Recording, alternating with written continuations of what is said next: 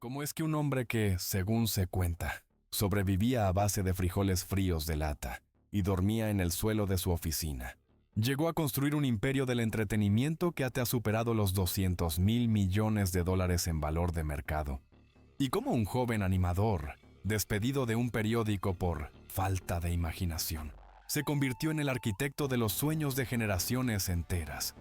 Esta no es la típica historia de éxito.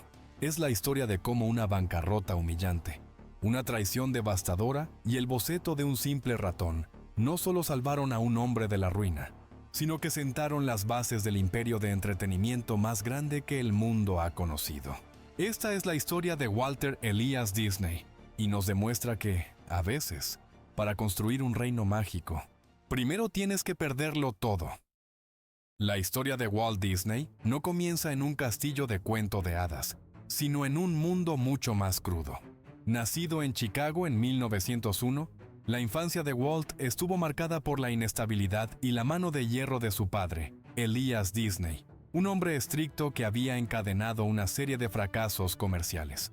La familia se mudaba constantemente buscando una oportunidad que nunca llegaba, hasta que se asentaron en una granja en Marceline, Missouri.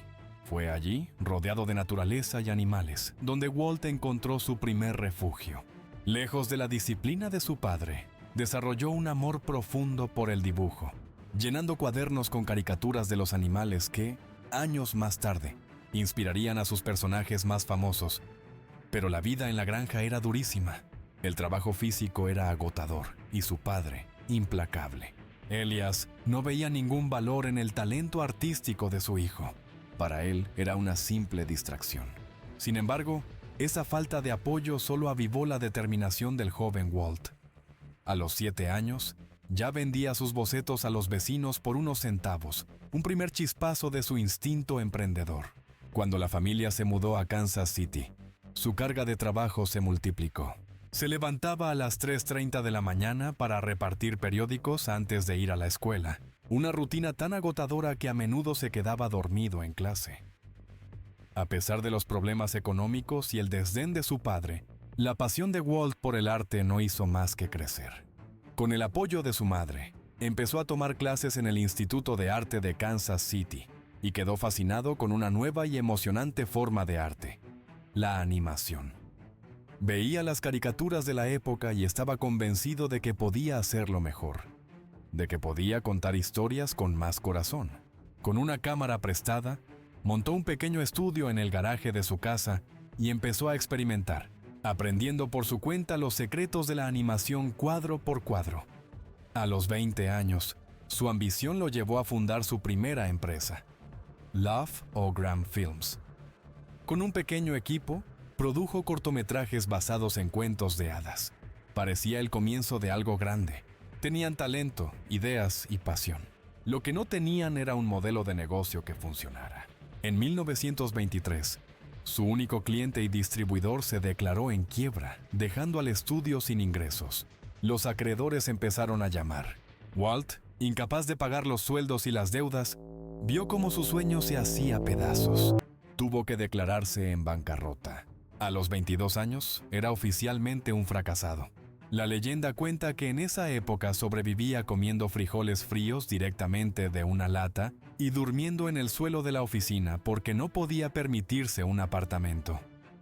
Con el corazón roto, pero con una última chispa de esperanza, tomó la decisión más audaz de su vida. Juntó el poco dinero que le quedaba, compró un billete de tren de solo ida a Hollywood, el epicentro de la industria del cine. En su maleta llevaba poco más que un par de camisas, sus lápices y $40. No tenía contactos, ni trabajo, ni un lugar donde vivir. Solo tenía una convicción inquebrantable. Estaba destinado a crear. Al llegar a Hollywood, Walt se juntó con su hermano mayor, Roy. Si Walt era el visionario creativo, Roy era el genio de las finanzas, el ancla pragmática que mantuvo a flote las ambiciones de su hermano durante décadas. Juntos, fundaron el Disney Brothers Studio en el garaje de su tío. El comienzo fue humilde, pero la energía era contagiosa. Su primer gran proyecto fue una serie llamada Alice Comedies, que mezclaba a una actriz real con un mundo animado. Fue un éxito modesto, pero suficiente para que empezaran a sonar en la industria. El verdadero salto llegó en 1927. Universal Pictures les encargó la creación de un nuevo personaje de dibujos animados. Walt y su animador estrella, Ub Iwerks, se pusieron manos a la obra y crearon a Oswald, el conejo afortunado. Oswald fue un éxito instantáneo. El público adoraba su energía y sus travesuras. Por primera vez, Walt saboreaba el verdadero éxito. Los cortos de Oswald eran populares. El estudio crecía y el dinero por fin entraba a raudales. Parecía que su sueño se estaba haciendo realidad en 1928, con el contrato de Oswald a punto de ser renovado. Walt viajó a Nueva York para negociar con su distribuidor, Charles Mintz, y los ejecutivos de Universal. Lleno de confianza, esperaba no solo renovar, sino también conseguir un mayor presupuesto. Entró a la reunión sintiéndose el creador de un personaje estrella, pero lo que ocurrió fue una lección brutal sobre el poder en los negocios. Mintz y Universal no solo rechazaron su petición, sino que le dieron un ultimátum devastador. Le informaron de que, según la letra pequeña del contrato, Universal poseía los derechos de Oswald, no Disney. Peor aún, si no aceptaba un recorte del 20% en el presupuesto, Universal seguiría haciendo los cortos sin él. Y para rematar la humillación, Mintz le reveló que llevaba semanas contratando en secreto a casi todos sus animadores. Walt estaba atrapado. Podía aceptar un trato humillante y trabajar como un empleado más en su propia creación, o marcharse y perderlo todo. El joven animador de Missouri, que ya había sobrevivido a una bancarrota, se sintió traicionado y humillado hasta la médula. Se negó a ceder. Con el corazón en un puño, le dio la espalda a Mintz, a Universal y al personaje que le había dado el éxito. Salió de esa oficina sin su personaje, sin su equipo y de nuevo, al borde de la ruina. El viaje en tren de vuelta a California fue el más largo y sombrío de su vida. Todo por lo que había luchado se había esfumado. En ese largo viaje en tren, hundido en la desesperación, Walt podría haberse rendido, pero su mente no funcionaba así. En lugar de compadecerse, su cerebro se puso a trabajar. Necesitaba un nuevo personaje, uno que fuera simple de dibujar, y lo más importante, que le perteneciera por completo. Mientras el paisaje pasaba borroso por la ventana, empezó a garabatear en un blog. Recordó a un ratoncito que merodeaba por su antiguo estudio de Kansas City. Dibujó un círculo para la cabeza, dos más grandes para las orejas y un cuerpo en forma de pera. Un personaje optimista y resiliente. Un pequeño individuo que siempre salía adelante. Un reflejo de cómo se veía a sí mismo.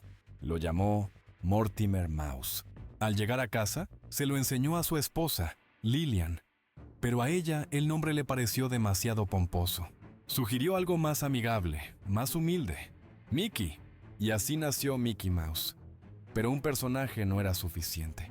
Necesitaba algo que lo diferenciara de Oswald y de las demás caricaturas mudas. La industria del cine estaba a punto de ser revolucionada por el sonido. Y mientras todos seguían en el cine mudo, Walt vio su oportunidad. Apostó todo a una idea radical: crear una caricatura con sonido totalmente sincronizado. El tercer corto de Mickey, Steamboat Willie, sería su gran jugada.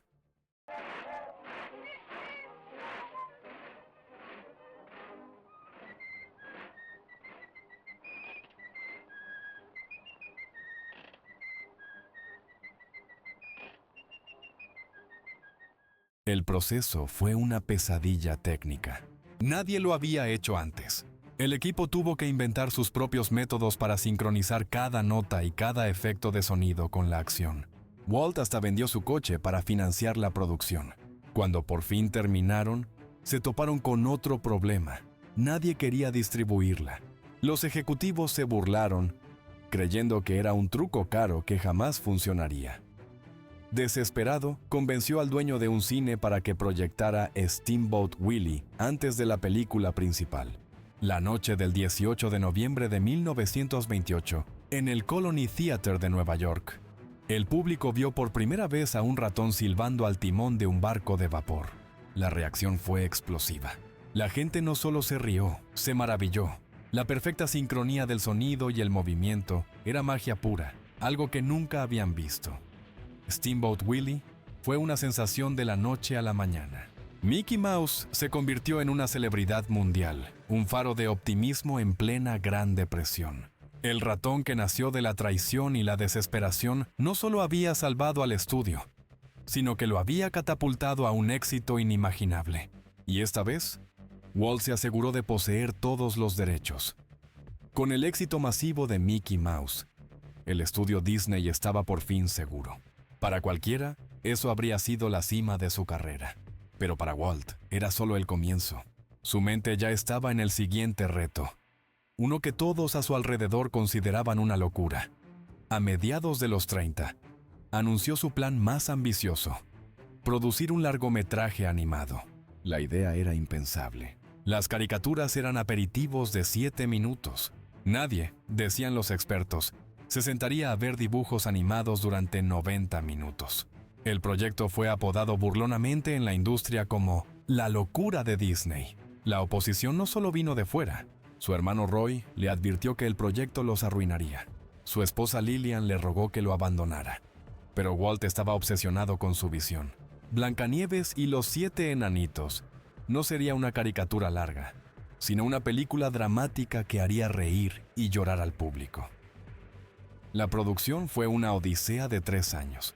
El presupuesto inicial de $250,000 se disparó a casi 1.5 millones, una fortuna en plena depresión.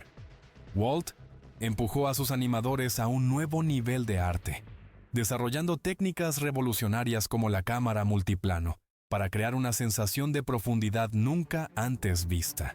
Hipotecó su casa y pidió préstamos a banqueros escépticos. El estudio vivía al borde del colapso. Si Blancanieves fracasaba, sería el fin de Disney.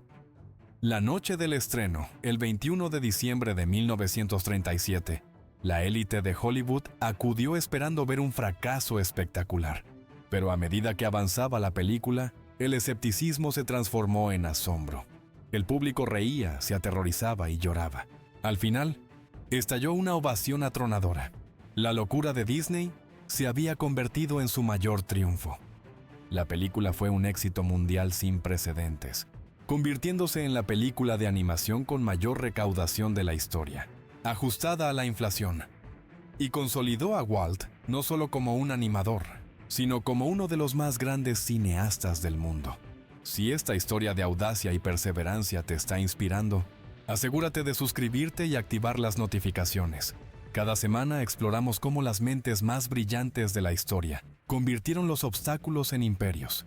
Y no querrás perderte la próxima. El éxito de Blancanieves desató una edad de oro de la animación, con clásicos como Pinocho, Fantasía, Dumbo y Bambi.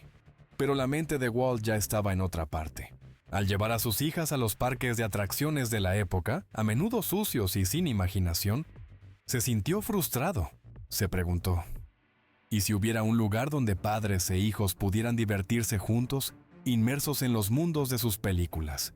La idea de un parque temático empezó a tomar forma. De nuevo, todos pensaron que estaba loco.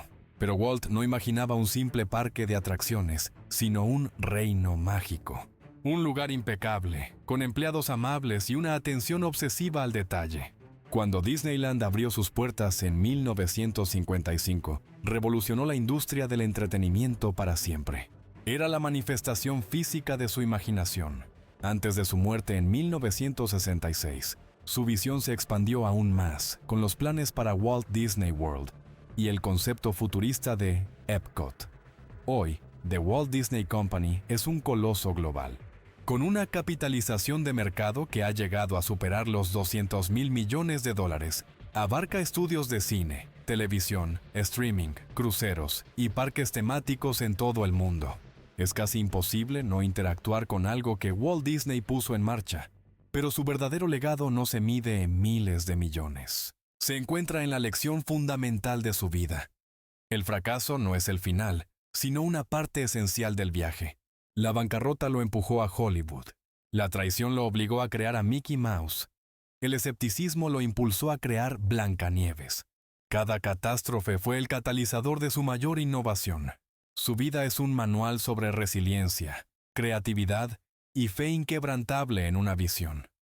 La próxima vez que veas un castillo de Disney, recuerda al joven que, según se dice, comía frijoles de una lata, al animador traicionado que garabateó un ratón en un tren, y al cineasta ridiculizado que lo apostó todo a un cuento de hadas. Su imperio no se construyó sobre el éxito, sino sobre las cenizas del fracaso. Así que, la pregunta final es, si Walt Disney pudo pasar de la ruina total a crear magia para el mundo, ¿qué te detiene a ti?